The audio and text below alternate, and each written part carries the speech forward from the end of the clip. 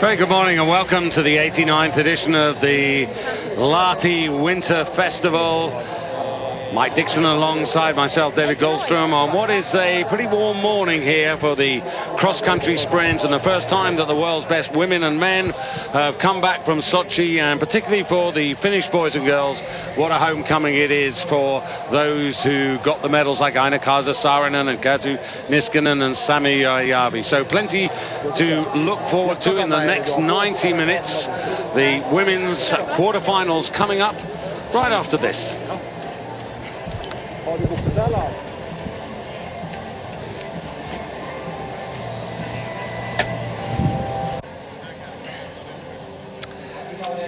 Well, a very good afternoon and welcome to the Lahti cross-country sprints. 1,550 metres, described to you now by Mike Dixon. David, 36 metres in total, the climb from start to finish. And I liken to the stadium as we're coming in, there is a little bump, a little extra bump. Normally we see a glide into the stadium, and you can see it there just prior to the 1250 marker. And I think that's going to make this even more spicy this year. We do see a number of falls generally in this Lahti sprint course, and I'm sure we'll see the same today. In picture there, Ingvald Flugstedt-Ørsberg, the fastest in qualification, as you can see. And Ørsberg sitting third in the Sprint World Cup rankings, and of course, the Olympic silver medalist from Sochi, I should say, behind, of course, her own teammate, Mika Kaspersen-Faller. And these, the qualification results. The one notable absentee, I would say, is Lauren van der Graaf of Switzerland, who missed the cut of 30. And as far as the men are concerned, Theodor Pedersen, the man who set the fastest time here today.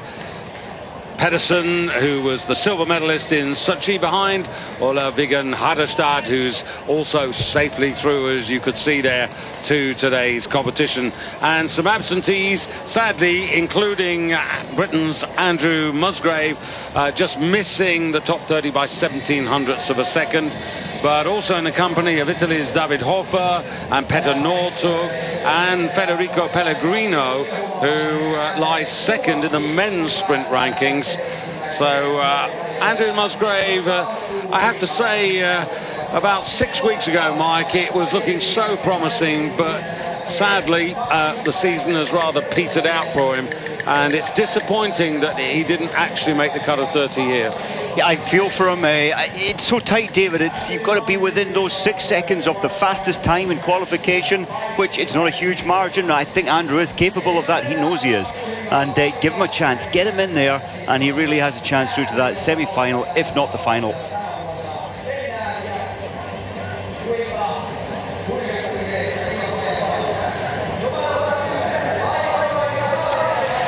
Well, a very good morning to you once again, and a big cheer for double Olympic medalist Aina-Kaisa Saarinen from the Finnish crowd here in Lahti. By contrast, Keegan Randall, who failed to realise her ambitions, she, along with Saarinen, in the first of the 5 quarterfinals, and they're wearing bib number 1, Ingvild Ørsberg for Norway, Olympic silver medalist in the freestyle sprint in Sochi, and the fastest today in qualification.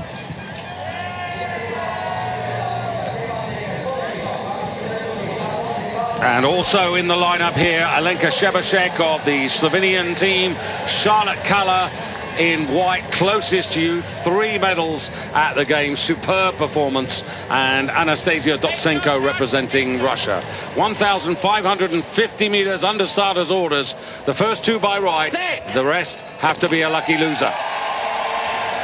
Ørsberg, David, what a season she's had. Well, post-Christmas, really her first time on the podium, and over half that 3rd place. It seemed to open the floodgates of her own self-belief, and she's barely been off the podium since then in the sprint races. Yet to win a World Cup sprint, though, and leading out extremely strongly there, Ingvild Flugstedt-Ørsberg, who I think we can say now, after the Sochi silver, has definitely made the transition from terrific junior to elite level here. And she takes the lead and goes ahead here The United States, Keegan Randall wearing 11 in that dark race suit. Then Charlotte Kaller, who I have to say was tremendous. Her preparation was absolutely spot on, but also the improvement in her classic skiing, well, a testament to the work that she put in. It is, and so often we see for the major championships, Sweden, they back off a little bit on the very busy World Cup schedule. And you know what? It pays off every Olympic Games, in fact, every major championships for the Swedes. And will the other countries be following that great example?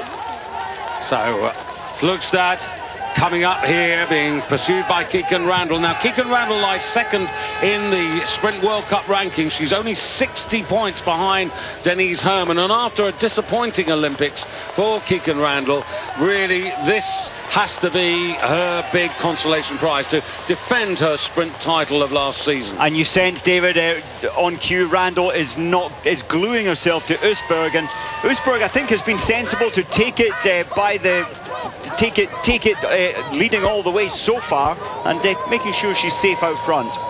Yeah, and the front three are really away here, and so much more believe in Flugstad there, keeping Randall, actually good track craft there to Randall, looking for little gaps on the inside. Kaller's there, but then you can see 30, that's Dotsenko in fourth place, and a gap opening up to Saarinen, who's rather been taken off her feet here as they come back down into the stadium. And they used to glide all the way down, but now they have to work and push over that roller. It's not much, David, but I like it. It's just a lovely, as you say, they would tuck in all the way, and it just adds a little spice. I do love the speed. Once again, the Swedes technicians have got the pace of Kaller's skis, just wonderful. And another little new rise on the bottom part of this corner. First two across the line, go through to the semi-finals by right, and then you're looking for a lucky loser time, and Kaller trying desperately to get up there with Flugstad. Keegan Randall really skating hard here. Flugstad really finding a little bit to hold off Kaller. It'll be a lunge to the line. USA, Norway, Sweden, 1, 2, 3. Kaller, her time just 300ths outside, 250.9. The time to note. And that means 251.2 for Charlotte Kaller. David, I must say that's 3 seconds faster than the qualifying times. And Keegan Randall, she just got everything so right to tuck in behind Usberg for 99% of the track and just take her in the last 150 meters. Great strategy. Yeah, Keegan Randall, well, this is a brighter start to her afternoon. Charlotte Kaller, of course, silver medalist in the opening skiathlon. And then, of course, with the Swedish women, that fantastic charge to take the relay gold. What a dynamite anchor leg she produced there. And then finally, of course, Kaller actually producing a really good performance, of course, in the 10-kilometer classic behind Justina Kowalczyk.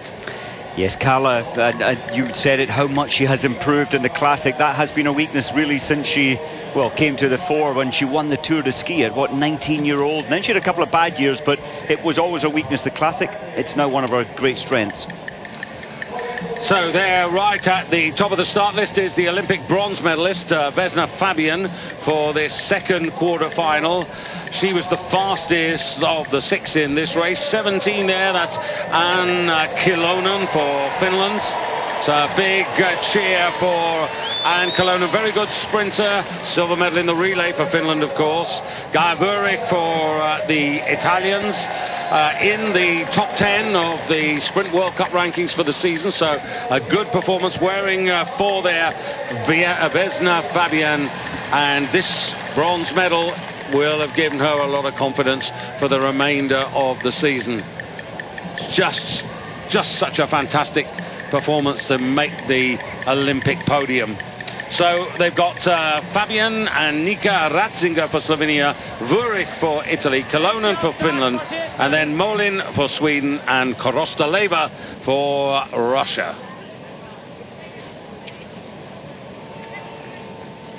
Long hold. Uncomfortable hold. That was painful. Their nerves were twitching without a doubt, ready for that gun to release them. You don't really want to break free. We often see it though, but you don't get a second chance, so not worth risking it. Anne Kilonen hasn't won a race this season. Runner-up in race number 3 in Asiago.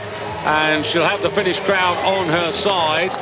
And at the moment, she's towards the middle of the field, just going through the foreground there in about 4th place. Gaia Vauric, so often this season, David, we've seen her break free so fast from the gun, and certainly been with alongside Pellegrino, practicing endlessly their start from the reaction time from the gun. And it really does set them up well to get the space out front, and Vauric is just benefiting right now from that. It's an easy course, David. I think it's got to be one of the simplest, the easiest courses in the World Cup sprint programme. Yeah, she's only 22 years of age, so she's a very promising athlete. Hails from Predazzo, up the top of the valley from where we were a year ago for the Nordic Ski World Championships, where the ski jumping took place there. And leading at the moment, leading the Slovenians. Now 4, that's Vesna Fabian, and 7 is Nika Ratzinger, who is the outsider of the 2 here. David, but my calculations, this is running about 3 seconds slower than the first heat. Now that maybe gives Charlotte Cara a chance to qualify as a lucky loser. And they're moving up there. That's Vesna Fabian to try and get the advantage, looking to set herself up for the push over this roller. You accelerate and then you really have to push away. But all credit to Vurik, she's actually just about shoulder to shoulder there.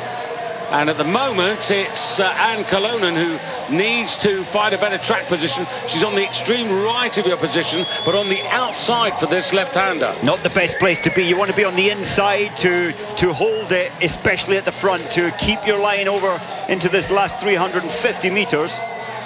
So it is the fastest of the 6 from the qualification. The Olympic bronze medalist, Vesna Fabian, moving up here. And this is a good piece of skiing as she comes around here, still being pursued by Vurik. There's the other Slovenian, that's Ratzinger in 3rd place, and Kolonen desperately trying to get past. But you're right, Mike, this is not going to be as quick, and the gaps are opening up here. And Kolonen has really not been at the races at all here. And this is Vesna finding the extra gap here to pull away, finds the gear. Vurik holding on to 2nd place and gets there, but 2:55. 5 seconds slower, just under 5 seconds slower. Well, shows how fast Kikin Randall, Usberg punched that first heat.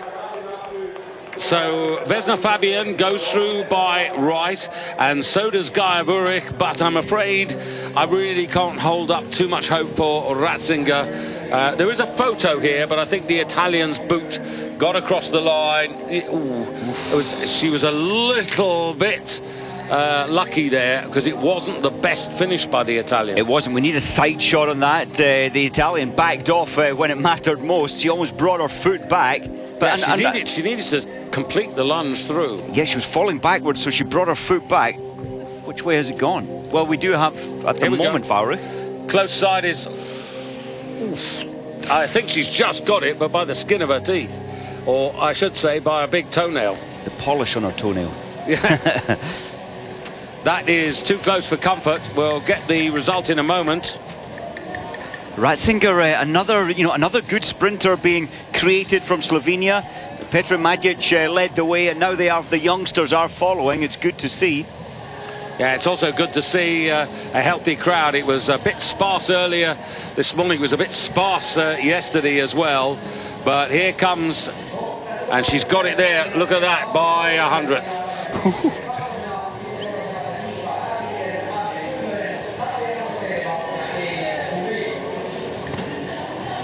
So on to quarter-final number 3, and a less familiar name as the fastest racer here, and that's Jenny Urberg, 2:54.69. So about 3/4 of a second slower than Østberg of Norway, who was the quickest. She's had about 15 World Cup starts, and really her claim to fame was a couple of seasons ago when she got a bronze medal in the under-23 Worlds. But there's a big cheer for Niskanen, Olympic medalist, and Jenny Urberg. Here is the fastest woman from the qualification phase. Wearing 6 there for Sweden, Hanna Falk. Matvieva also in here for Russia. Sophie Caldwell for the United States. Very good sprinter, Caldwell. 6th in the freestyle sprint. And Krista Lahti of Finland, also a medalist from the Olympic Games from the relay. Set. Good start by everybody there. Very even and equal as they head out of the stadium. This is by no means, Mike, the toughest sprint on the tour. No, it really is. It suits the very high tempo. In fact, the light in these +4 conditions, David, you can see it splashing up. Nothing like it was at the Olympics, though, where that was just really wet and horrible. But it doesn't allow you an easy ride on the ski because of the softness of the snow. And it's all artificial snow anyway. But Matvieva, well, maybe making up for the Olympic Games, leading this one out with apparent ease. Yeah, Matvieva, her real forte is in freestyle sprints, and where she's had over the years her greatest success is that sort of Dusseldorf by the Rhine sprint, which is a pretty straightforward course.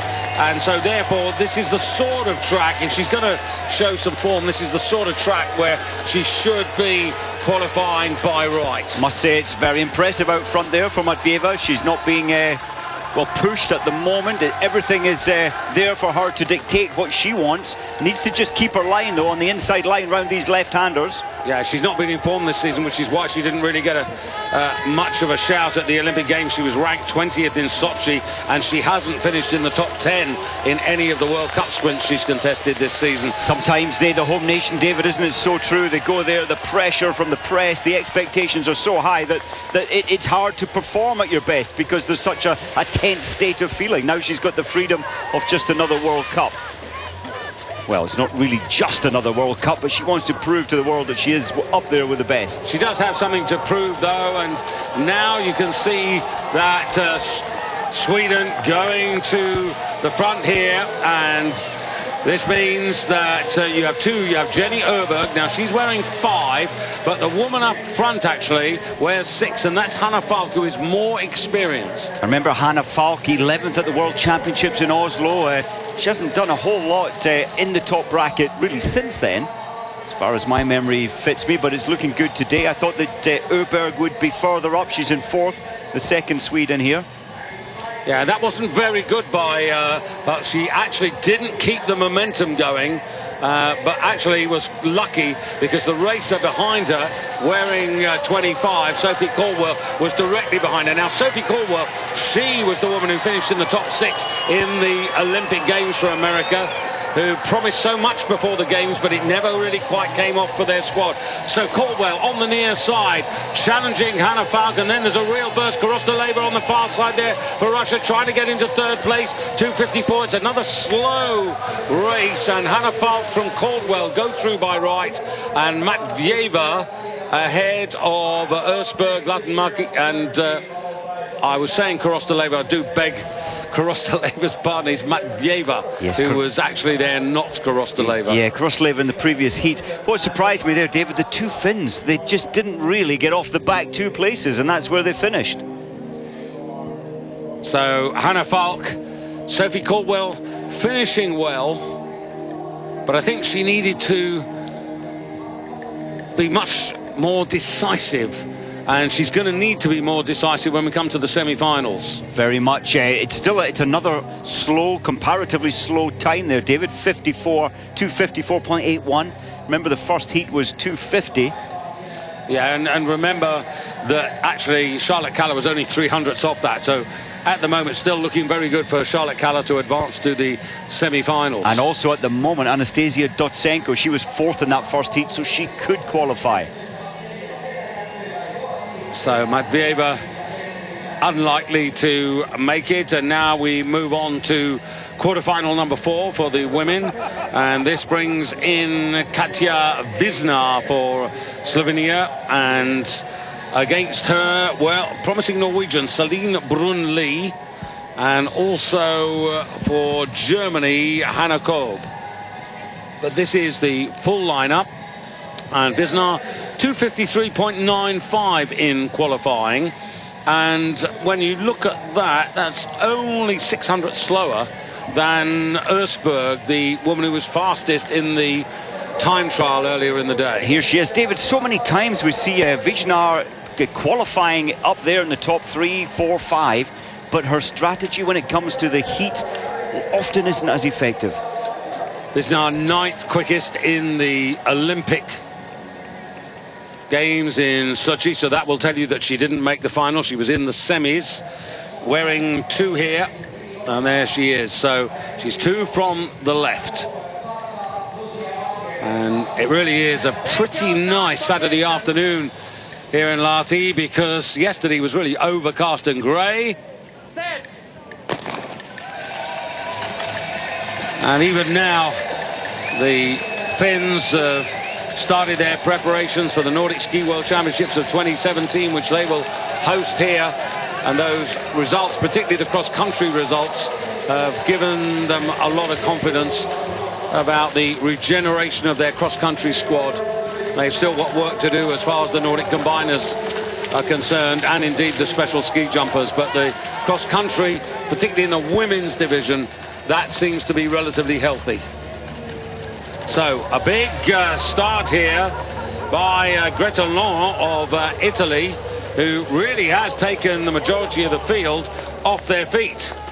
Just another chance to see. Well, it looks like Celine Brunely, she trips over herself. I think she put her ski pole between her skis, and really there's no way out of that. When you trip yourself up, the ski won't come forward, therefore you fall forward. But it is the 21-year-old Italian from Monterosa who leads the way. This is only her 12th World Cup start, so has done well to get in the 30 here to qualify, and so far a 11th place finish this season in Lenzerheide, part of the Tour de Ski, her best individual sprint performance. Certainly a very good tempo up the front there from Greta Laurent, but the Germans behind her. I thought that we might see Lucia Anger pushing to qualify through this one. Well, this is what's interesting here. Now, look at Celine Brunely. Because this has been a bit of a pedestrian pace, she's had a chance to tack onto the back and recover. Now she needs to move now. She needs to get over this, because there's a left-hander coming up after they drop down here, and the pressure's going to go on, and she needs to be putting herself in there with the pace, and you can see that at the moment she's not comfortable, and it's not going to happen. And there, Laurent almost back on her heels. It was as if the poise in the legs have got no feeling anymore. She was stumbling there, almost falling backwards, as you say. Vijnar, for once, not for once, but not often, she gets her strategies right. I said that earlier, but the perfect strategy this time, if she can hang on to that lead. Sundin there, the Swede, took a little slip as well. There's ice underneath this.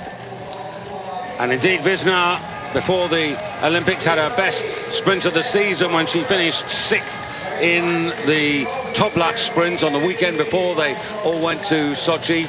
But this indeed only goes to confirm that this is going to still play in favour of the likes of Charlotte Kaller and possibly Dotsenko to get lucky loser places, because as they come through here, the leader comfortably through there, Sundin of Sweden in 2nd place, and Celine Brunely, who I thought at one point was going to get back into the race. Obviously it took more out of her than I initially imagined. It's not a fast time again, David, compared to that first heat, which was 2:50. Another heat at 2:55. 5 seconds is huge over only this 1500 meters. Liz Laurent almost falling back, dancing around there after losing her balance, and her legs were blasted, having, well, maybe pushed too hard from the gun. Well, this is pretty straightforward, but I tell you what, the last of our quarterfinals is anything but. How did they manage to do this? Well, it's all done on qualifying time, so it's not down to any manipulation. But the last of our quarterfinals coming right up here: Marit Bjørgen, Denise Herrmann, the Olympic champion Micah Kaspersen-Faller, Astrid Jakobsen, and that's just 4 of the 6 here. So talk about being a hot heat. And I suspect here, Mike, as a result of this, they've got to put some pace into this. I think they know that, and well, the names Bjørgen, Falla, Harsum, Jakobsen, the pace is going to be, and Herman, the pace in this last heat I think is going to match or even better that phenomenal pace on the first one. Bjørgen, of course, 3 gold medals, but not the sprint gold. Only 11th. That was in that off period for the Norwegians when skis didn't run and bodies didn't perform. Oh, strange. I expected more from her in the sprint. Remember, of course, as you say, Falla took that gold medal and Usberg second. The rest of the girls were functioning well, and Jakobsen fourth as well.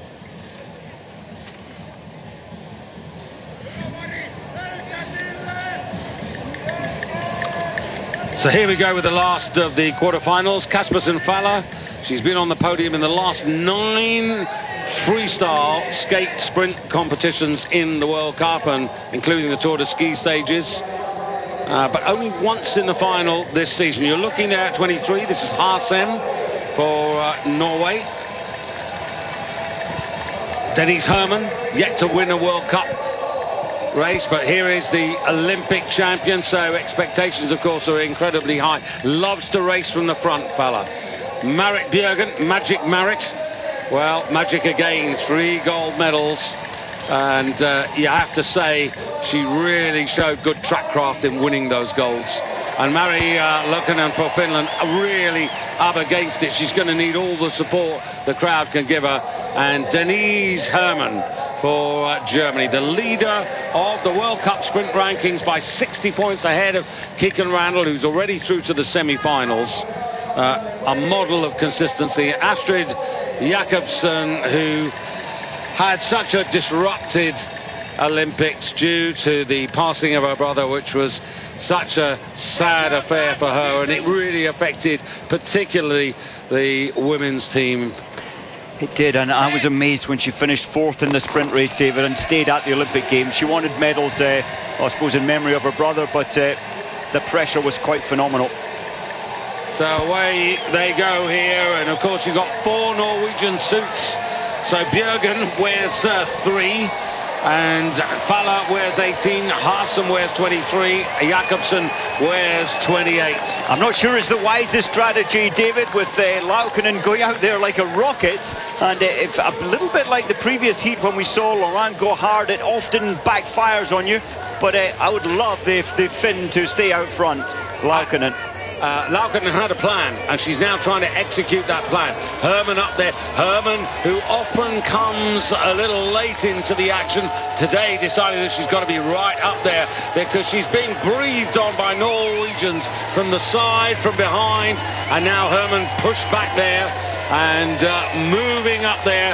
That is Falla into second place. I said she loves to lead, and they've all been surprised here by Luukkonen, who has decided that she's going to give it her best, and if she's going to get a lucky loser spot, maybe this is the best way. But is she going to run out of gas? And Falla, the Olympic champion, about to come alongside. You can see the high tempo of the racing. Marit Bjørgen right behind, and those 3 opening up a gap now. It's taken Marit Bjørgen some time. I was watching her. She had to go very wide to try and get round the gaggle of athletes around her, but she's safe now, I think, in 3rd place. Yeah, but second is where she has to be, at least to qualify directly. And what I'm really interested in, Mike, if they're that tight when they come into the final straight where they've got that new hump, is to see how Marit Bjørgen attacks that, because that's exactly what she is so good at on those little roller rises, and comes down, and she put herself into second place there ahead of Falla. And now they swing over the bridge to come to the left-hander. This is going to be a fight to the line here, and I'm so impressed with Laukkonen. She's still holding holding her nerve at the front, holding her strategy. She just needs to hold on for another, 40 seconds. Kasper, look at the skis there from Falla coming up on the near side. And there, look at Bjørgen's technique. Absolutely brilliant over the roller. Falla goes second, and Luukkonen into 3rd. Can she hold off and perhaps have a shout of a lucky loser spot? That's Harsum The blonde Norwegian just behind the Finn there. Bjørgen pressing away. Fastest time, remember, 2:50.9. And as they come towards the line here, how good is this going to be? And look at them. Every skate step there. Bjørgen and then Falla, and that is Lukanen 25.1 would be her finish time. Do you know, David, I still think the lucky losers are going to come out of that first heat. That was 2:53 this time. You could well be very right there, Mike. I think certainly Charlotte Kalla surely has got the lucky loser. Well, apologies for the rather abrupt departure after that women's quarter-final. What I can tell you is that Charlotte Kalla of Sweden and Anastasia Dotsenko are the two lucky losers in the women's division, and you'll be seeing them in the semi-finals. We now turn our attention to the men's competition, and it's the men's quarter-finals to begin with here.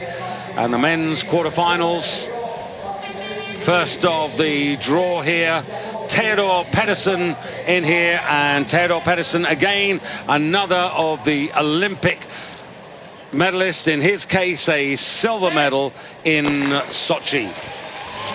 And away they go. Pedersen for Sweden, Wenzel, the sprint World Cup leader for Germany, Ustigov, who was unlucky in Sochi, along with Marcus Hellner, who knows who would have got the medals but for the tumbles there. And also in this, Peter Kummel for Estonia, Jüri Kinci for Switzerland, and Tim Schanke for Germany. You mentioned Ustigov, and it was Hellner that was down in the track, road blocking Ustigov. I really felt that the Olympics, Ustigov was a real podium contender, and I love the way he races, David. He doesn't get involved from the gun, he just double pulls easily from the gun, and then slowly but slowly weaves his way through the 5 athletes ahead of him. He's now up into what? Well, 4th, moving up into 3rd position. I think he's such a great tactician, Ustigov. Now he's up into 2nd position, and he'll probably lead it from here on in. But Pedersen, the man on form, you mentioned his silver medal at the Olympics. He knows his track craft as well. And Tim Schanke there, the slowest. He's almost 6 seconds in qualifying behind Theodor Pedersen, but give him a chance in the heats and he's competitive.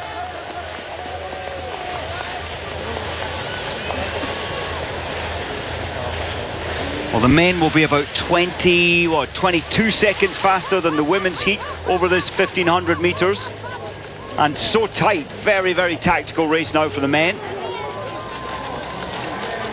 Dancing the way up. The snow is getting softer here, plus 5 degrees now, which doesn't make it any easier. Your skis just push through the top layer, not allowing too much support. Pedersen still holding on. Where's Ustigov? 2nd place, taking it wide and cutting it narrow, or trying to.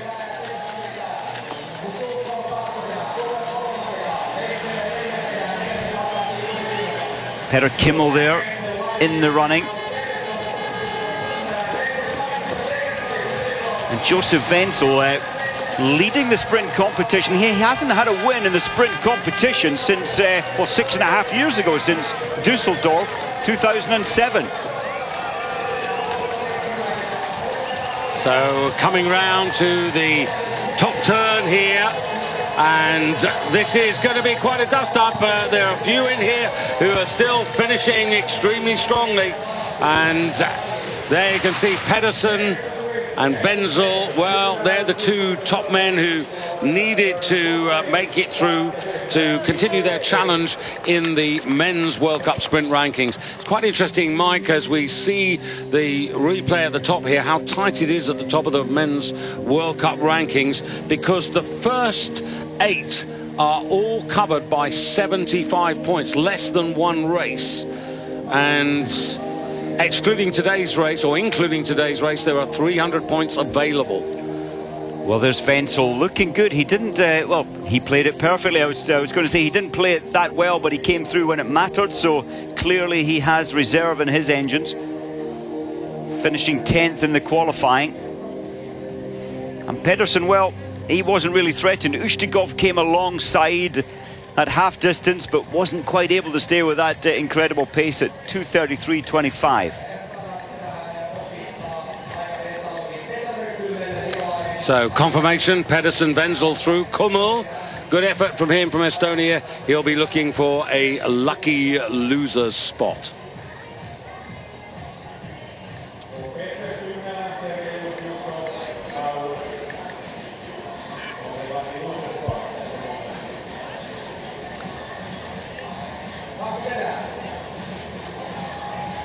So second quarter-final here, and it brings into play Petukov for Russia, number 7 here in your picture.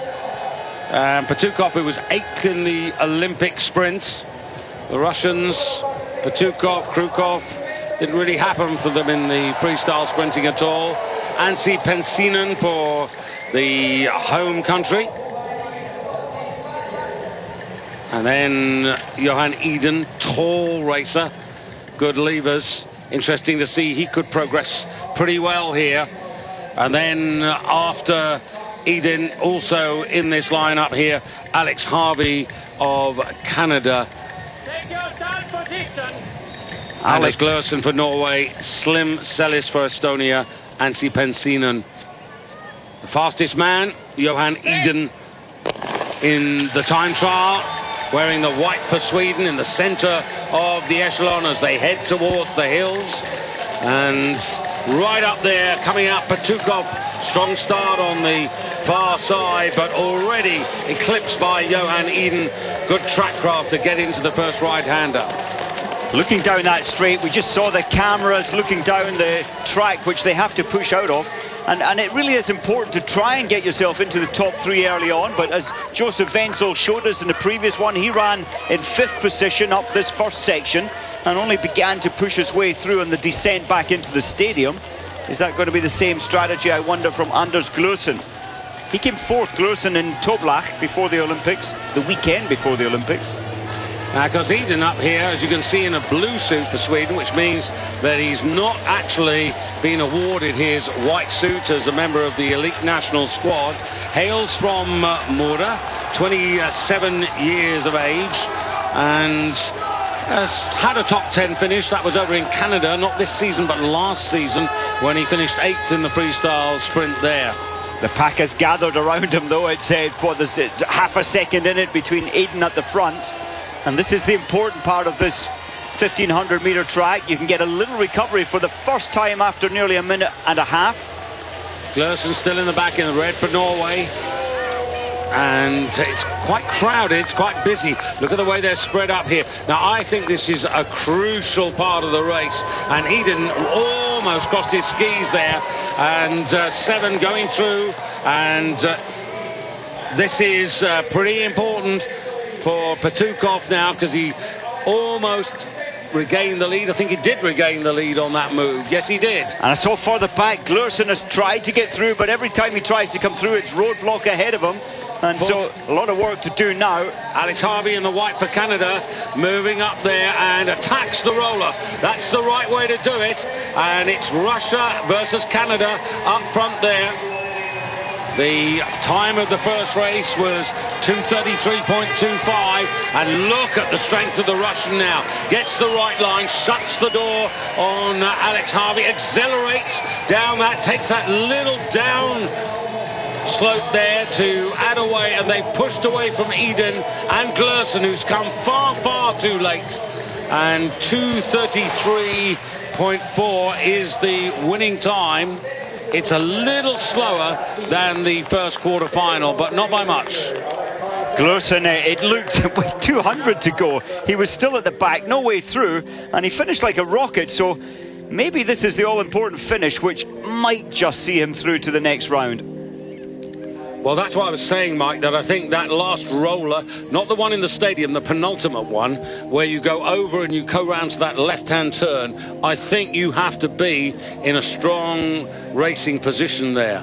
Otherwise, you're going to be forced outside and you're going to have a lot of ground to make up. Well, that is where Glowson, he carried his speed off the first of the new bumps that's in the football. Well, in the summer, this is a football stadium.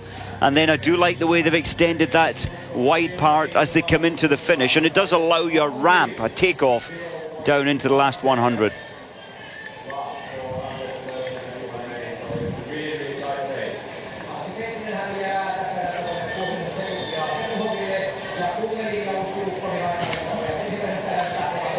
Quarterfinal number 3 coming up, and just to reiterate, in the World Cup, Joseph Wenzel leads Pellegrino, who didn't qualify today, by 13 points. Bransdal, who is in 3rd place, 24 points back. Hatterstad, the Olympic champion, who's 34 points back, and he takes his place in this, the 3rd quarterfinal. Ola Vigan Hatterstad, the man who, for me, announced himself by winning the Toblach sprint in the weekend before the Olympic Games. As you see, they go for the local man first, and why not? Ristomati, Hakola, but Hatterstad a big favourite here, but also Emil Jonsson. 3 victories here in Lahti for this man, 1 in Classic, 2 in Free, and this is his most successful venue. And here is the big man himself, Ola Vigan Hatterstad.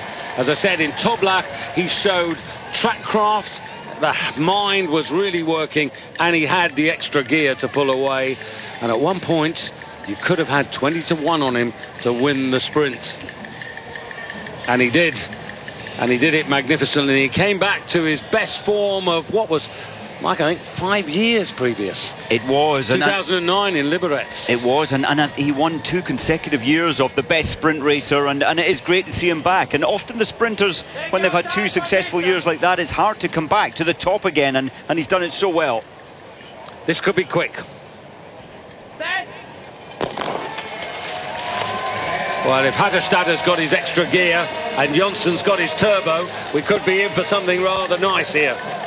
You mentioned how many victories Jonsson has here. I think this course absolutely suits Jonsson's incredible tempo. You need tempo to dance over these rises, and at the moment a little roadblock in there for Jonsson in 2nd place. But you just feel that he's going to fight through, David. He has the gear change, shift down and attack these little climbs. Well, he is the defending champion, of course. Jonsson with a medal. Emil Jonsson at the Olympic Games getting, was it a bronze medal? I think it was a bronze medal. In this one, yeah. Picked up in Sochi. And it was here in 2011 that he won a classic sprint, and then 2012 he won the freestyle, and also last season. But it's the Norwegians who are making a strong start here, Hatterstad and Fosli. He did, I'm just thinking, Jonsson, he did in a little interview after the qualifying, he did say that it's really soft here underfoot, which didn't seem to suit him, but it's not doing him any harm in 3rd place. Hatterstad looking so strong again. Yeah, Jonsson hasn't had a good World Cup sprint season. He's had injuries to his leg. You might remember that just around Davos time. And he's way down in 24th place in the ranking. So that bronze medal was important. But this will be important to him as well because of his record here. And that's gymnastics going on there from Baptiste Gros of France. That was a lucky bit of dancing there, and Fosli at the front, Sondre Turvold Fosli, he's done nothing wrong and he's looking so focused. His desire to win this is clear. So Fosli, Hatterstad, Jonsson, and that's what I meant, coming over the roller here now, coming around that left-hand turn, you are really set for this drop down into the stadium. And you can see it really is Indian file. Now Hatterstad beginning to draw him in using his height and those longer levers, and they've left Jonsson by 2-3 meters, and Fosli, I have to say, doing a fantastic job up front. I must say this is running 1 or even 2 seconds faster than the previous 2 heats, David, so chance for lucky losers in this one. Yeah, and trying to close up the fin there. But have a look at this. Jonsson puts on the burners and almost comes through. But the man with that extra gear, yet again, Hadderstad. Beautiful, beautiful. And Jonsson, that little gear change at the end, it was enough. And Fosley, having done all the work, he ran out of steam with 50 to go. But Hadderstad, he made it look so easy when it was asked of him to pick up the pace. He made it look so easy. So again, he must be feeling good for another win. 2:32.10, predictably the fastest time, and that gives a little bit of hope to Fosley. That's, as you said, a Frenchman dancing. In fact, it's Fulvio Scola. It is the Italian. How he stayed up for there, I've no idea, because it's a dip going away from him. Now have a look at this. You see Jonsson on the far side, but look at Hadderstad. His burst of power is far greater. I think it is all power. You're right. He's setting those skis so straight up the track on the right, Hadderstad. And on the other hand, on the left, Jonsson is just all tempo. Hadderstad is all strength. And hardly out of breath.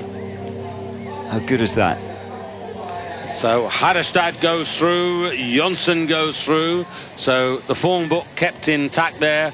And yeah, I agree with you. A pat on the back there for Fosley from Hoksund. Only 20 years of age. And in his time, a junior world classic silver medalist and a bronze freestyle skate sprint medalist. So now quarterfinal number 4, and another Norwegian involved here, Taugvoll, who was the fastest, 2:31.41. But here he is, the fastest man in qualification. Very much an outsider before today begun. 19 in the picture, Matthias Strandvall of Finland. Eisenlohr, Sebastian Eisenlohr of Germany. Simeon Hamilton for the United States wears 29. This is Ulai for Finland.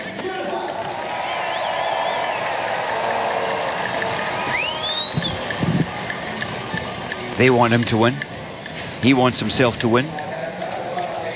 But I think the interest really here is to see whether the man who was the fastest of these 6 in the time trial, whether he can actually put up a similar performance in this particular race. Hamilton, if you remember Hamilton in the Tour de Ski, and it was when we moved down to Switzerland, he won the heat, and then he won he won the qualifying, then he won all the heats through to the final, taking the victory that day. Not a good start there from Strandsvall, I think it is. Oops.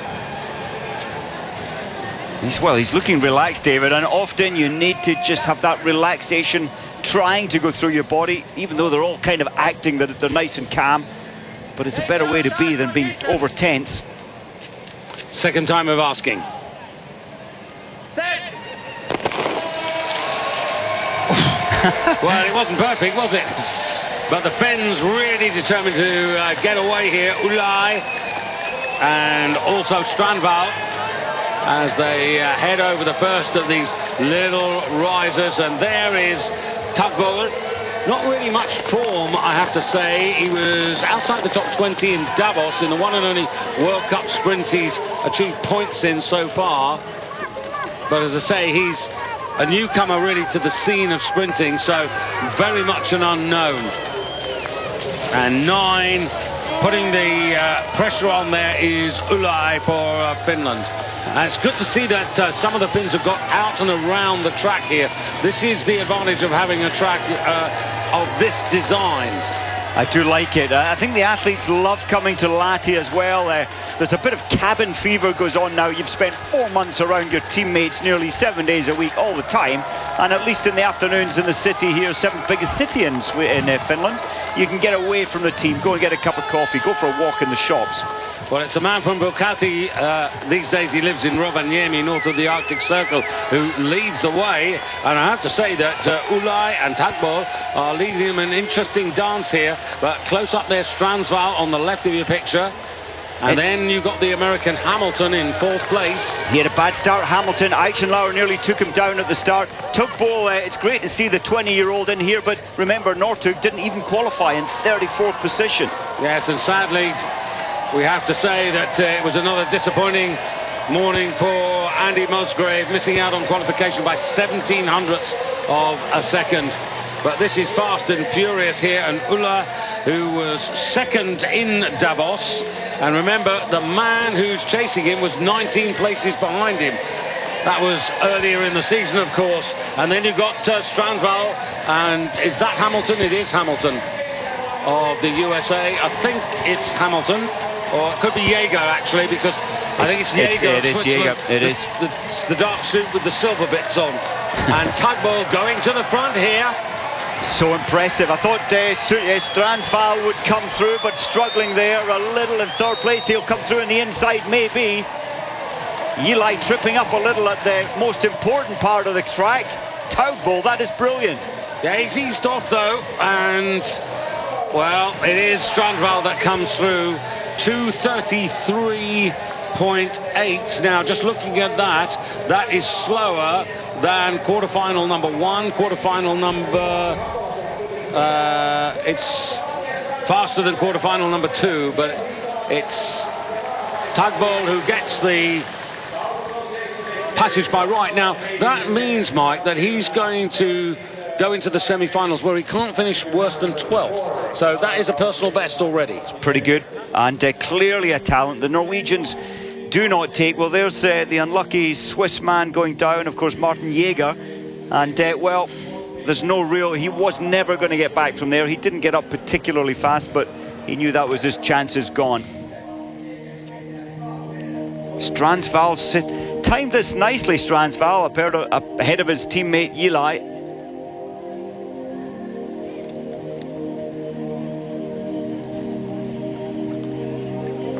So we're really looking for lucky losers here.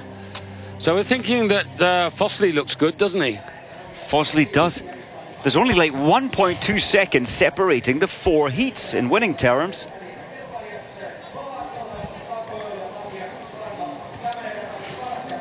So the last quarterfinal, and it brings together 4 more Norwegians. Look at this. Talk about sprinting domination. Well, this is the way it used to be right at the beginning. Norway with Sweden second, and on this particular day, it's a very strong Norwegian performance. Paul Goldberg going from strength to strength, but the interest for me here is Erik Bransdal in 3rd place, only 24 points behind Josef Wenzel.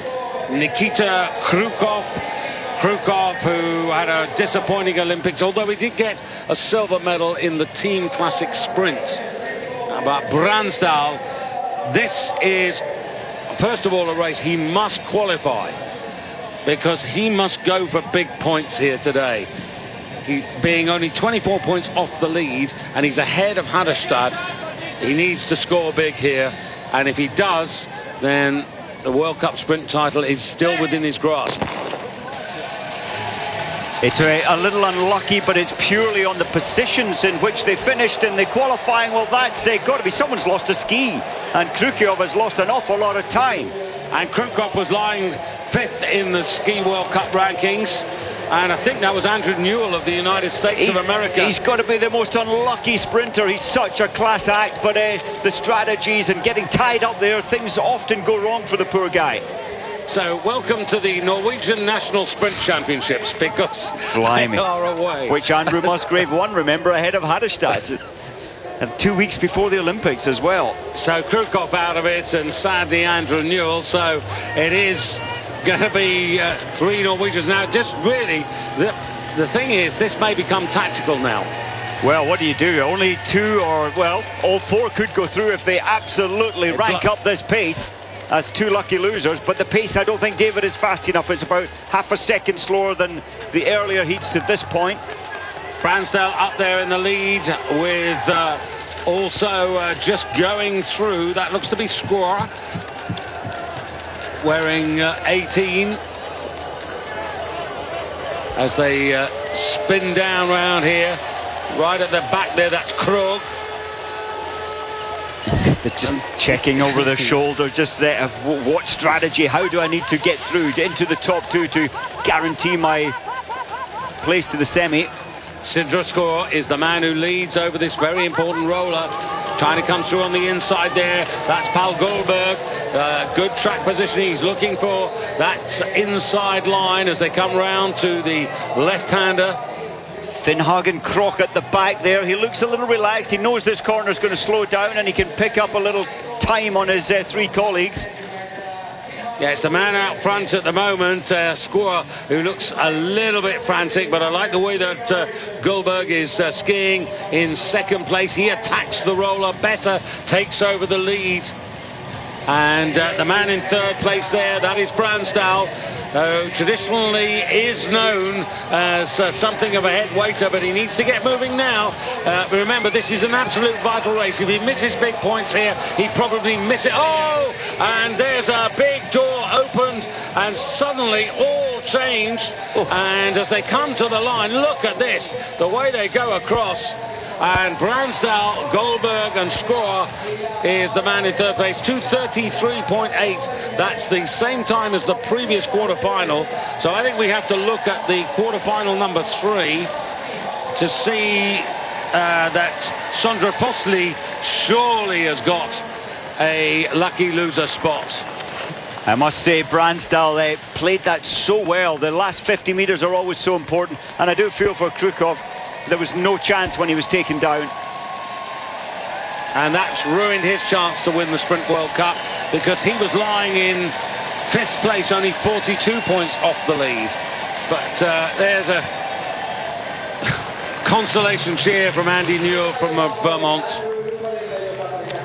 Lucky loser decisions to be confirmed when we come back for the women's semi-finals. Just before we get into the women's semi-finals, just to reiterate that Fosli and also Hakola of Finland are the 2 lucky losers for the men. So now straight on to the women's competition, the first semi-final. Olympic bronze medalist Vesna Fabian, Keegan Randall, runner-up at the moment in the sprint rankings for the USA. Ersberg. Well, they've gone to Gaia Vurik for Italy. Promising Italian. And then 25, Sophie Caldwell, 6th in the Olympic sprint for the USA, the best performer for her country in the Olympic sprint. 21, Charlotte Kaller, just getting better and better, and what a roar she's going to get when the tour goes to Falun in a week or so. And there is the Olympic, wearing number 1, I should say, Ersberg, the Olympic champion, goes in the next semi-final. Ersberg, the Olympic silver medalist, and the fastest qualifier. She's on the far side now on extreme right. So it's Vesna Fabian who gets away in that lemon race suit of Slovenia. 14 moving up, Gaia Vurik, who we saw in the quarterfinal, Mike, likes to lead. She likes to lead, and then it backs off a little bit in terms of pace here. And well, there's Fabian going through already, or the pace isn't that dynamic yet. Nobody really wants to dictate too much. They probably saw what Keegan Randall did last time, stays comfortable in 2nd or 3rd, and then the vital last quarter of this track, the most important part of the race. Well, the Americans double represented here, and 21, Charlotte Kaller, who got through as a lucky loser, but a creditable lucky loser, only 300ths behind in her quarter-final, so an effort of some merit, I have to say. Kaller seems to be thinking in her strategy mind at the moment. I think she's surprised that she's at the front, but she's thinking, okay, we have to push the pace on this one. Well, she was only fractionally behind Randall, and she was only fractionally behind Ersberg. So what I think she's got in her mind here is exactly what you said, to see whether she can take a bit of sting out of the out-and-out sprinters. And the track is becoming so wet now in the sun here in Lahti that there is a defined race line, and if you're going wide, it's a little bit more chewed up and deeper, the snow, so You do want to be out there dictating the best line if you can. Randall going wide on the left of our screen. Charlotte Kalla at the height of her powers, 26 years of age. A really well-judged season in terms of... and a mistake there by Kalla, and it was an involuntary mistake by her. Just a missed skate step there, and that's knocked her back to third place. And the Slovenian Vesna Fabia goes into first place. It's a long journey through for Østberg, but I can't but think she's going to make this through to the top two. Not anymore. Well, Kalla has taken Østberg out, and I think that was Kalla who was running out of gas, lost her balance, was on her toes, and it's Vesna Fabia now being chased by the Americans, by Keegan Randall, by Sophie Caldwell, and also Gaia Burik in there, but 11 coming round. Keegan Randall goes on the outside there of Vesna Fabian, and they are shoulder to shoulder as they come round now towards the finish of this race. This little downslope that they take, and Vesna Fabian stronger. Look at the strength of Vesna Fabian, really high tempo skating, and she's got the better of Kalla and Caldwell and Burik, who's in fourth place, and yes, done it. And 2:55.2. She means absolute business today. Maybe a little lucky when these two were so unlucky. Kalla bringing down Østberg, who was lining herself up, I felt, just to, well, quite easily go through, but it wasn't to be. Kalla is so disappointed. Well, Vesna Fabian, she's had one podium. That was in Śląska Poręba in Poland in the freestyle sprint there, where she was on the podium in third place. But it's the confidence she's got since winning that bronze medal. If you think back to Petra Madic, do you remember when... Oh, well, just look at this here. That's the second mistake by Kalla. It was, and you know, maybe that turn of pace at the front, her legs were a little... We saw her make, as you said, two mistakes. And that's what happens when you're punching your legs so hard, there's no feeling left.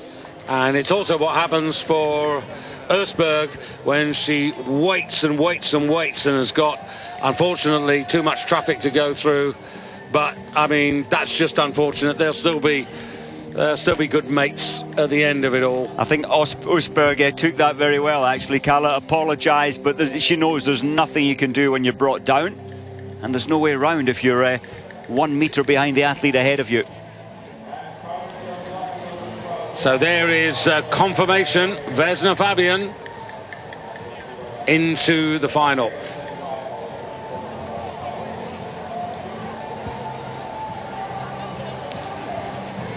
So on to the second semi-final, and another Slovenian in here, and this time it's Katja Viznar, the lineup. But we start with the Olympic champion and Maiken Kaspersen-Falla. 2. There's Viznar in the lemon for Slovenia. Marit Bjørgen's here as well, and here she is. Now, Marit Bjørgen is a little way off the pace in terms of the sprint points. She's down in fourth place, but 165 points off. So difficult to see her actually winning the sprint title this season. And Marika Sundin for Sweden. You see there, she wears the blue suit. So again, looking to earn her elite white Swedish team national suit. And Dotsenko, the other lucky loser, behind Charlotte Kalla in the opening quarter-final, representing Russia. The first two by right, and then we're looking for lucky losers. The lucky loser hoping to get through from the first semi-final, Sophie Caldwell from the United States. Now, Marit Bjørgen, as you noted in the quarter-final, taking her time to establish her rhythm, whereas Kaspersen-Falla likes to be up there early and tries to dominate. But she hasn't been allowed to, because Hanna Falk of Sweden into first place, being pursued by Katja Viznar. And right on the right-hand side there, you can see Dotsenko for Russia. And right at the back, Marit Bjørgen for Norway. So up front here, this is Hanna Falk. This is some pace that Falk is setting, David. I'm not sure she can sustain this pace. And well, Marit Bjørgen, she's going to come back from here, I'm quite sure. But she just doesn't want to get tied up in this crazy pace at the start. And again, Bjørgen, as she did last time, although the traffic is a little busier this time, she's trying to go on her right side of the track, but can't get through. Sundin is ahead of her. So she's trying to come left. She can't get through there either. So she'll have to play the patient game. Hannah Falk, who's never won a World Cup sprint or indeed any World Cup race. You've got to go back to the season of 2011 when she was runner-up in Liberec, and that's her best ever sprint result. But now, oh, and this is slow, this has become tactical, and now you want to be into first or second place. You have to be, and Bjørgen's watching this. That was not healthy, because this is going to be a slower slower semi-final, and Bjørgen looking to see where she can come from there, and she's a little adrift. She is. You can see she's not got the best race line. The snow isn't as compact over there where Bjørgen is, but you still feel she can come through, or can she? Maybe she's left it too late. Well, she's in the wrong place now. She was so good in the quarterfinals. It's up this. This is where she can make ground, and this is where she can surprise you. But she's still being held off by Dotsenko. Coming through now, but she's still got a lot of work to do. And her skis are not running as well. Not in this semi-final. Those skis are not serving her as well in the quarter. They're concertinaing up there. And it is Wisnar who's first round the turn from the Olympic champion Falla. Then Falk in third place. And following after that is Marika Sundin of Sweden. And then still Bjørgen at the back. Bjørgen trying to attack. But to me, it looks as if the energy isn't there and the skis aren't doing the job for her. And it is Falla who's out in front now from Wisnar. There you can see the lucky loser times from the first of the semi-finals. Surely Bjørgen trying to get round now, but she's surely left it too late. This will be remarkable. She's only really got the finish straight to go, and you've got Falla and Wisnar and Falk there, and they are going to be, are they the one to look at the youngster there, and comes through Sundin as well into third place to share the photo, and Bjørgen lost it right at the beginning. I'm a little surprised. I thought even Bjørgen can come through it there towards the end, but when you're roadblocked, there's nothing you can do. And Bjørgen has lost a big chance there to move up on Herman, of course, who hasn't made it through to the semis. Herman leading the World Cup total score in the sprint. Yeah, another one who's never won a World Cup sprint. So actually things all changing there, but I do think it's interesting. But to me, Bjørgen skis that she got this time round back from the servicemen weren't serving her in the same way they did in the quarterfinal. Well, interesting. Of course, the technicians grab the skis, re-prepare them for the next qualifier, or the next heat, I should say. And confirmation, that's a very good finish there by Marika Sundin. Unfortunately, because this was slower, she won't get a lucky loser spot into the final, but she's already got a personal best. The lucky losers going into the final: Sophie Caldwell, Gaia Vurik of Italy, who's really earned her place.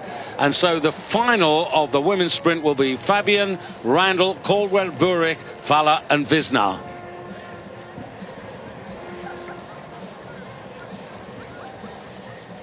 So momentarily we'll be on to the women's, I should say the men's semi-finals. And just reflecting on Sundin there.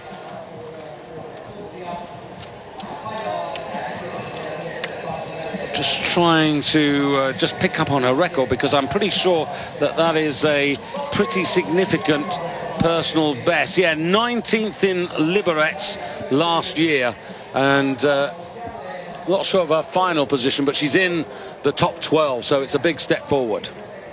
So straight on now to the final, or the semi-finals I should say, of the men's competition. And a lucky loser, Fossley, but raced with great purpose. And he's in here with Theodor Pedersen, Olympic silver medalist. Next up, wearing 7, Petukov. Russians haven't had too much fortune today, but Petukov looks particularly serious. wearing the red bib, Joseph Wenzel as the Wiesmann World Cup sprint leader. In the whitish race suit, it's Alex Harvey for Canada. And in an even whiter suit, Emil Jonsson, looking to make it 4 in a row here. Olympic bronze medalist, of course. Some would say, fortunately, after the falls of Ustegov and Hellner in the Olympics. I think he admitted himself it was one of the luckiest races of his life, that bronze medal. Set. I thought there was a little jump of the gun there, but the starter didn't. So Fossley trying to do, but already being sandwiched by the Swedes there. And Petukov coming round also on the left-hand side and leading up here. This is Theodor Pedersen. Pedersen's looking so convincing, or he has done in everything he's done today. He had the fastest time in the qualifying 2 hours earlier today. He got the fastest time wearing bib number 1. And he's got such great awareness on the track, but is it a race too far? Can he hold this to the line again, or at least the top 2 to guarantee himself through into the final? Fossley, on the other hand, last time he did all the early attack pace, and now comfortably. He shook his head when he finished last time in, what, 3rd place? He thought he wouldn't get through. But at this time, he's in good company, and staying behind Pedersen is a great strategy. Pedersen, a former winner of the World Cup sprint title, and again a man who has got many years ahead of him. He's only 25 years of age and leading Fossley at the moment. And again in the men's competition, Theodor Pedersen's only 70 points off the lead of Joseph Wenzel, so he's got a chance to take some points back there. Pellegrino's second, is not involved. Bransdal's still involved, he's 3rd. Hadderstad's involved, he's 4th. Krukov not any longer. Ustegov not any longer. So Pedersen could make some good places and points here. He could, but look at Wenzel. This is what Wenzel did last time, and get through into the semi-final. He stayed at the back and came through strong at the end, but he is at the back still. Petukov determined to get on the inside there, and does so. But of course, as he goes out there, he opens the possibility for Pedersen to come back at him. And remember, Jonsson's there as well. Jonsson waits and waits and waits over that roller. They press down. Jonsson on the outside, looking for a way through. And also 15 on the near side. That is Jonsson, in fact, now, who's switched on the near side. And he's tired. Oh, what a mess. And actually, that's opened the door for Pedersen. And it was Alex Harvey and Jonsson who had the coming together. It's allowed Wenzel to get up there. But in fact, it's Petukov who goes across the line from Pedersen. Harvey gets 3rd. Wenzel gets 4th. Well, that was a mess up. Harvey was coming strong. I couldn't really see who caused that, but of course the colliding between Jonsson and Harvey, it allowed Pedersen, who hesitated, David, he looked back and allowed Jonsson to come through, and at that point I thought Pedersen had blown his chances. Why give way at that stage? So he was quite lucky. Here we are. So that's where Pedersen let Jonsson through. Now what happened? Harvey, I thought, was doing everything right. Now Jonsson's going wide. Well, it's Jonsson's ski that goes under Harvey's ski and nearly brings him down. And Harvey maintains his balance quite miraculously to eventually finish in 3rd place. Jonsson's completely blown out. That allows Wenzel to come through, but he only finishes in 4th place. And that may be very costly for Wenzel. 2:35.63, so the time 2 seconds slower, David, than we saw in, well, the times in which to get through to this semi-final. Petukov, though, quite fearsome in that last important quarter of this track. Yeah, only 8th in the Olympic sprint, Alexei Petukov.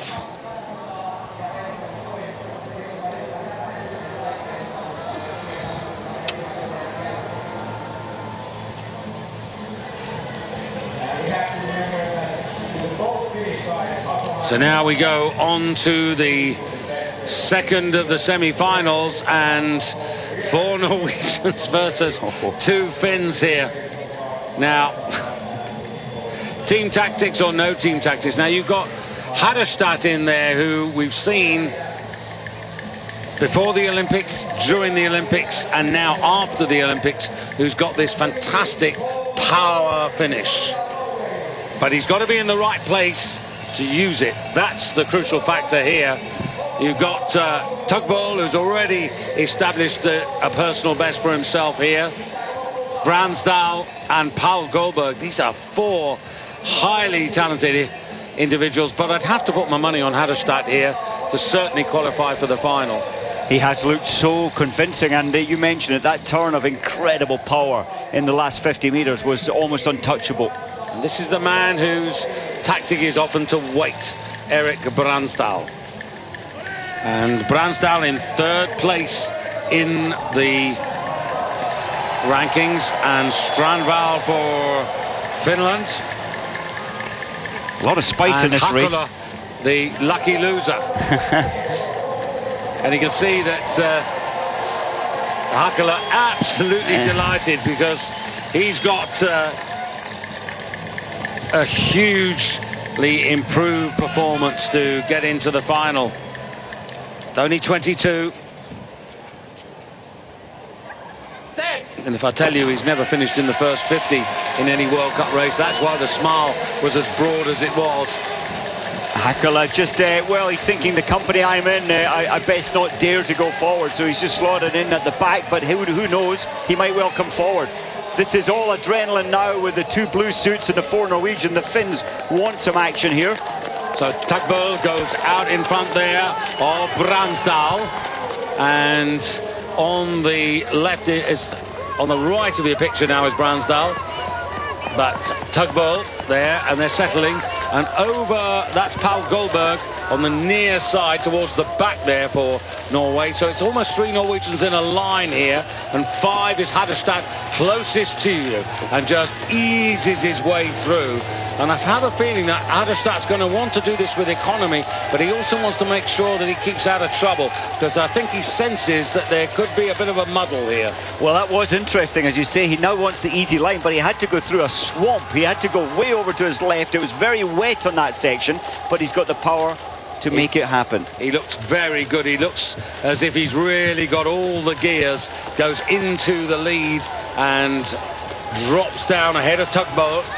David, I make this 2 seconds at the moment, 2 seconds faster, so it could be 4 in this heat going through to the final. Yeah, and they could all be Norwegians. It looks that way. No, Strandsvall's in there for Finland. And, well, Hakola hasn't really got involved in the scrap yet. The pace appears to have dropped a little. They were running, I think it was 2.2 seconds faster. They need to keep this pace sharp if they want to get forward into the final from this heat. Hadderstad, there's the advantage of being in the lead, because he could really set up the turn. He could be a little wider, which allowed him to keep the race pace going there. Comes down into the stadium, tucked into the glide. Now attacks. Look at the way, gets up there, attacks and goes over, and again puts the power on. And Strandvall in third place. The man just behind him, that's Paul Goldberg, the other Norwegian, and at the moment Hadderstad leading from Bransdal, from Strandvall. And Hakola, to his credit, oh, he's vying at least not to be in 6th place here, but Hadderstad has done this with class. It's fast, it's so fast. Well, 34, it's 2 seconds, well, 1 second faster at the end. He did back off at the end, Hadderstad. So just having a look at this, Harvey was half a second back. You could be right here. You really could be right here about Matthias Strandvall getting in there for Finland, which would be, of course, very nice for the home crowd. But I was so impressed with Hadderstad. He's cruised this. He's just on the most amazing form. I think he's on better form than when we saw back in 2009, the World Championships there. His gold medals, he's on untouchable form at the moment, but he has to get his strategies right. Yeah, Ola Viggen Hadderstad, 31 years of age, and the I should say we have 3 Norwegians through because the lucky losers have come from the second semi-final. So well done to Matthias Strandvall and also to Paul Goldberg. Hakola finishes in 5th place ahead of Tugbol, who finally ran out of gas with all that front running that he'd done. And there is confirmation for you, and it'll be Petukov and Pedersen against Hattestad, Bransdal, Strandvall and Goldberg.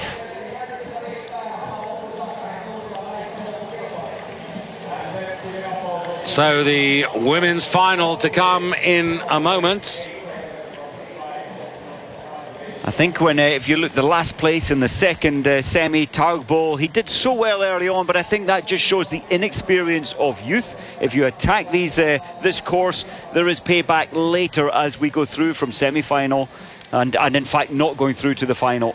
But I think also the fact is you've got to remember that Tugbol was the second quickest in qualification, so he's been, as it were, front running through the quali, through the quarters, through the semi-finals. So you know the petrol tank was getting pretty low. Very much, and that will be the same for Hattestad. But at 30, what is he? 33-year-old now, Hattestad. 31.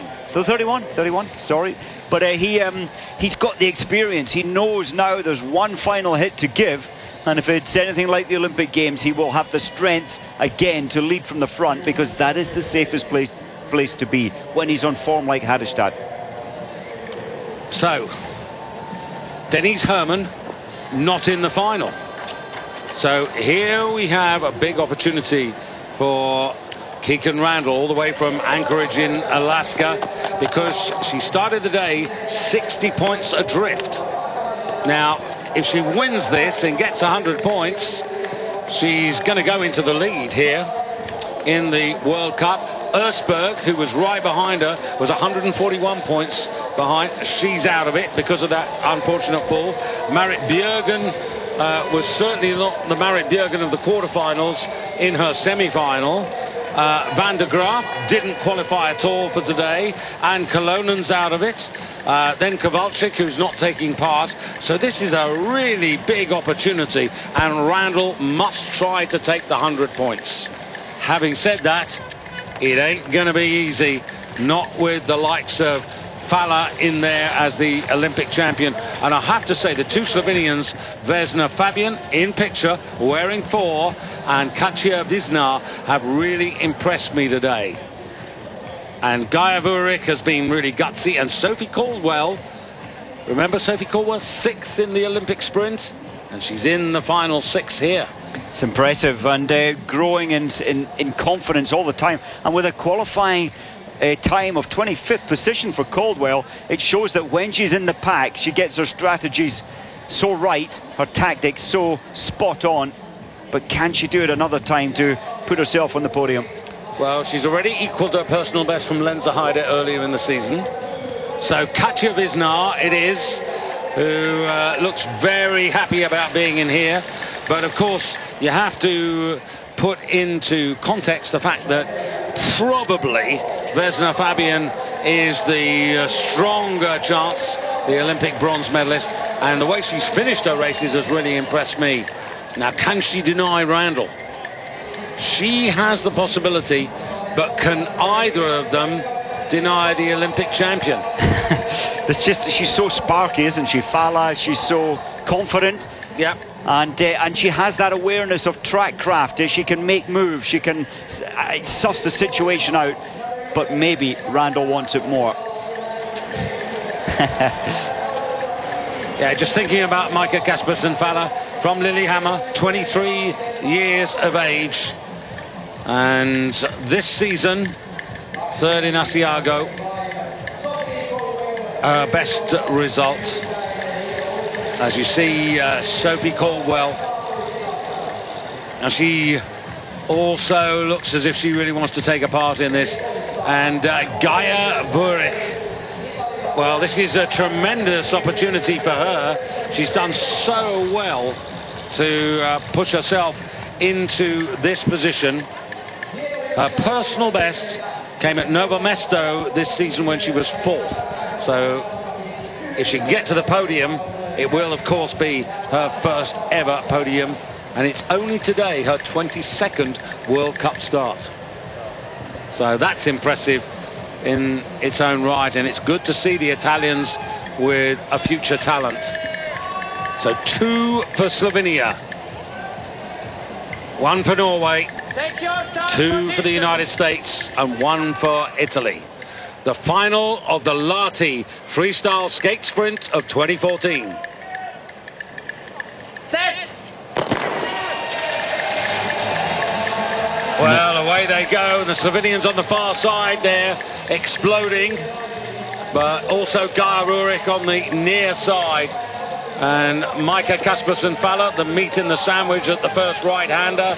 And it's Kaspersen-Faller who now gets to the front, which is where she likes to be. I think so important at this stage. It is the final to have that safety. If you're in the pack, we saw even the great Marit Bjørgen could not get through from 4th. The traffic was too difficult to push through. Kaspersen-Faller has got through to the final with some economy, so one senses that there is a bit of petrol in the tank there. And you can see that it is Vesna Fabian who's on the near side.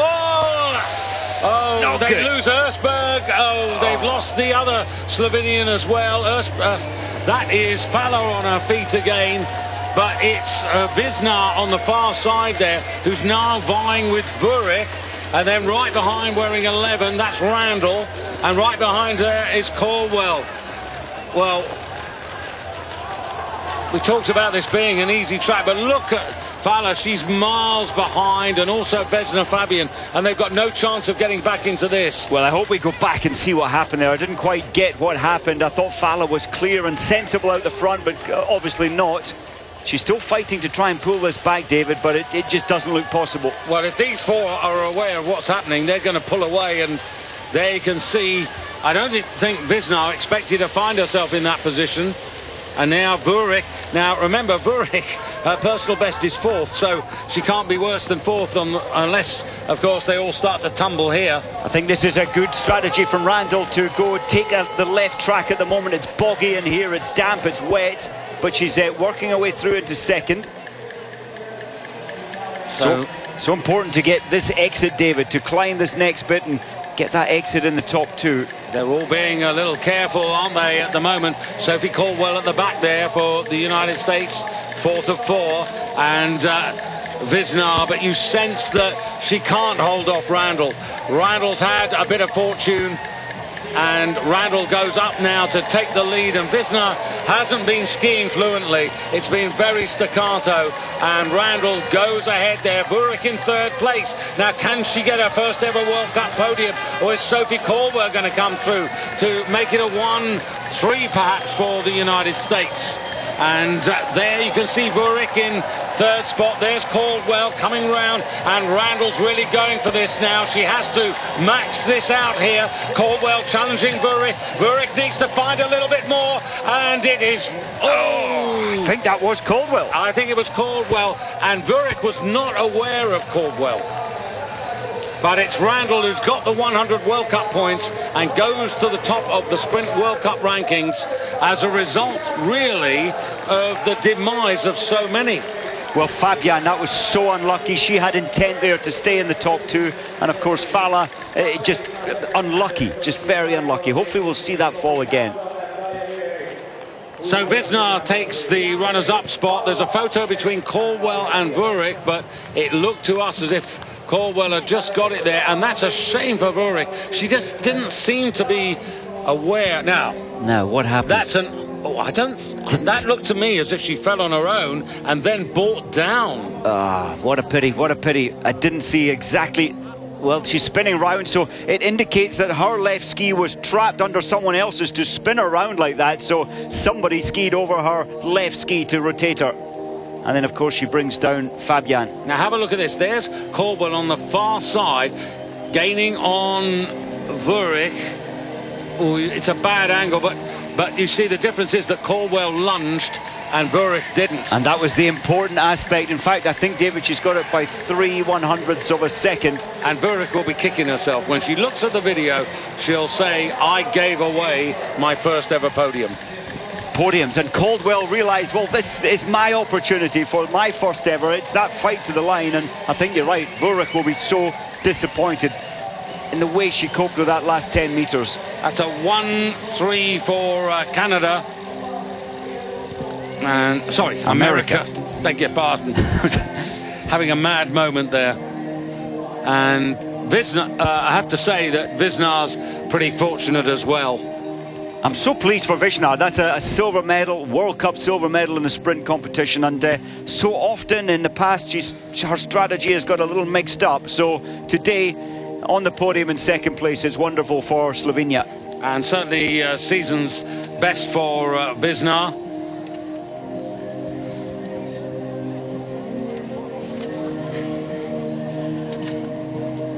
Yeah, she hasn't been in, or I should say she hasn't been on the podium, Mike Wisner, for 3 years, since she finished runner-up in Rybinsk in 2011.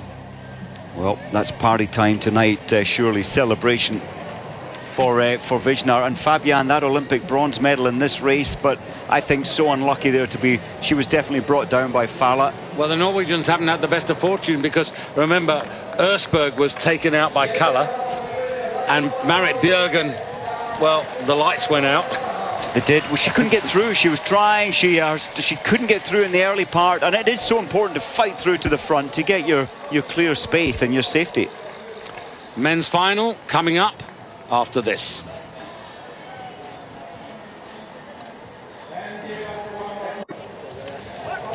And there the start list for the men's final. Just a quick reflection on the women's final. Keegan Randall regains the red bib as the World Cup leader in the sprint competition.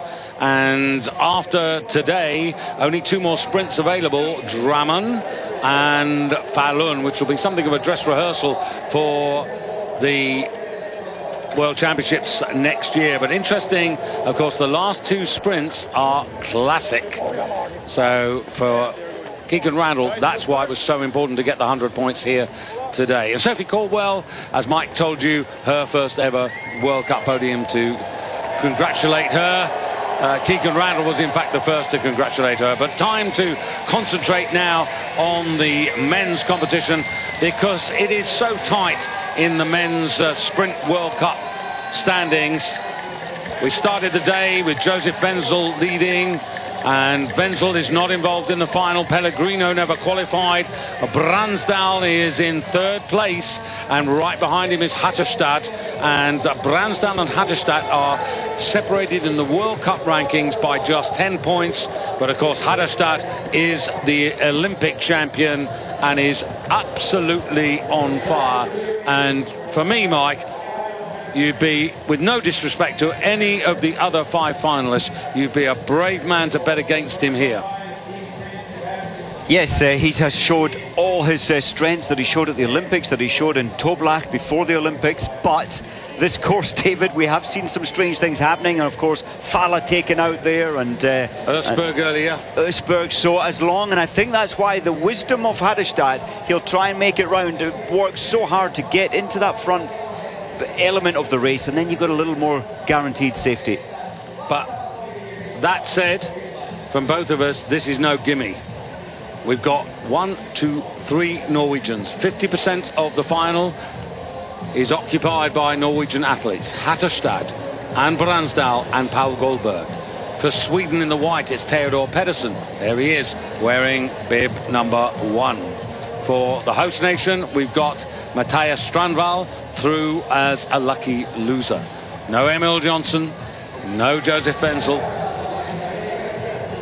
So this is going to be 1,550 fascinating meters. It is. The technician just helping Petchukov there. In this wet snow, the bindings get a little clogged up, so serviceman helping. The pit stop, just sorting out the tires or the grip. And there you can just see the binding. There's just one little metal bar which gets clamped in. That's all your contacts that holds you into the ski, and then you press down onto the bindings, which gives you your cornering ability. So they're not fixed by much. So sit back with Mike Dixon and myself, David Goldstrom, for the finale of the Lahti Sprint of 2014. The last 3 years have seen Emil Jonsson of Sweden triumphant, but not today. He went out in the semi-finals, and Sweden are represented by the talented Theodor Pedersen. Pedersen, former World Cup sprint champion, looking to be not too far off his best. Remember, he was the silver medalist behind this man, the Olympic champion, who looks cool, looks really on top of his game. Petukov growling, ready to mix it, looking for the shortest distance, cutting the corners. 8 here. Bransdal often waits, and Bransdal lying 3rd in the World Cup rankings, 9th in the Olympic challenge in Sochi. And Mattias Strandvall for Finland in here as a lucky loser, but here to fly the national flag. And Paul Goldberg also through as a lucky loser, giving Norway 3 challenges out of the 6 finalists. 1,550 meters. Norway, Sweden, Russia and Finland, the countries represented.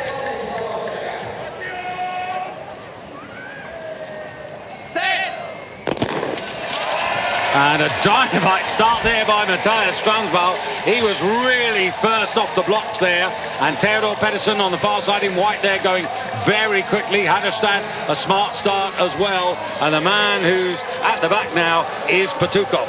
Petukov, he realised from the gun, David, that he'd kind of missed his chance there. So he's conserving a little energy at the moment. And it has been quite a frantic pace to this point. And once again, Pedersen every single time to the front. And look how soft that snow is. It's a spring day, a spring afternoon in Lahti with a lot of blue sky above us. And Pedersen already making the best of his way home. So Sweden from Finland, from Norway and Norway and Norway and Russia.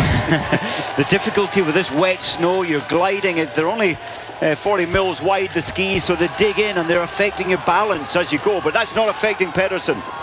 Really galloping up and over that little rise and then immediately putting the power down, and he's trying to lead them all a merry dance as they switch round the corner here. Hadderstad wearing bib number 5 into the second spot there, the Olympic champion, then Strandvall, then the other 2 Norwegians, Bransdal and Goldberg, and still Petukov at the back. And 5 Hadderstad going around there. This man who really cruised through the semi-finals, so he should have that extra burst, that little bit more petrol. Comes alongside Theodor Pedersen there, and it's Norway and Sweden shoulder to shoulder, coming up now to this crucial... Oh! 2, and that is the difficulty with this wet snow, the skis, you cannot gauge your balance. That's Strandvall out. Strandvall out of the competition. And also out of contention, Hadderstad, the Olympic champion. So suddenly Pedersen finds himself being taken on here, and taken on by Paul Goldberg wearing 3, and right from the back comes the Russian, and that's Petukov, trying to get back into it just behind Theodor Pedersen. That's bib number 8, Erik Bransdal. What a race. Bransdal is going to try and get Pedersen here for the 3rd place only, but clearly ahead there. And Paul Goldberg takes the victory from Petukov, Bransdal and Pedersen. And that is the 1, 2, 3, 4. And what a day here. When you think of the Norwegians, we've lost Micah Kaspersen-Faller, we lost Ørsberg, and we lost Charlotte Kalla. We've just lost the Olympic champion Hadderstad. It's been really different here in these very soft conditions. Strange, there's a whole lot of factors involved there, but the biggest factor that brought Hadderstad down, I think, is just this snow which gives way under, and he's an 85-kilogram man, and the snow giving way. There's his broken pole when he went down, and he will be gutted. He needed those 100 points, and he could have got them had he stayed on his feet, but that's part of the game. But it's been an extraordinary day here for unforced errors and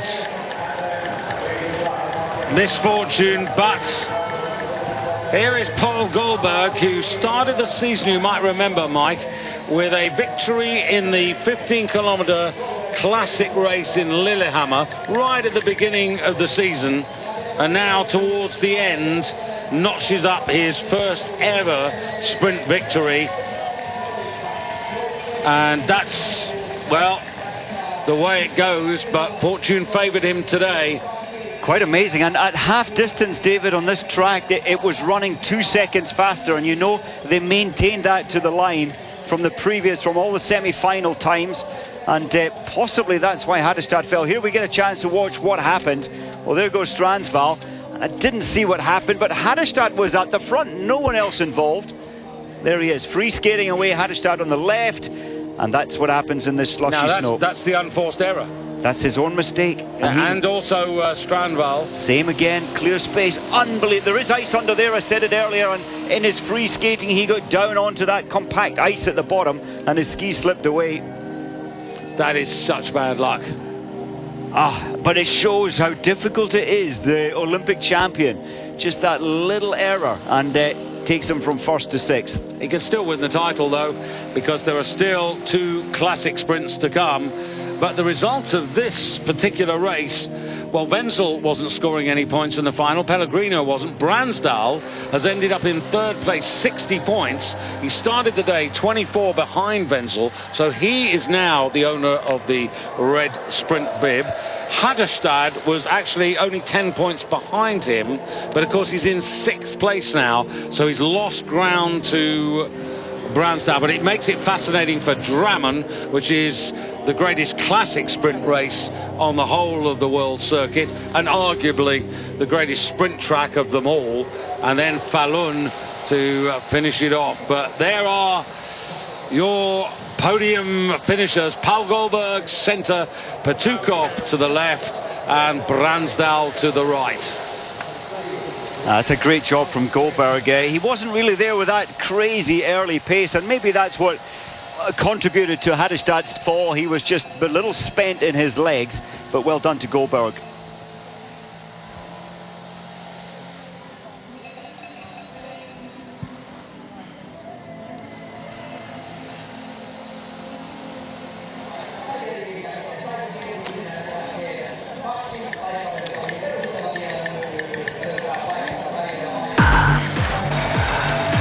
Well, congratulations to Keegan Randall of the United States, and also to Paul Goldberg of Norway. It's been their day. It's been a very different day here in Lahti.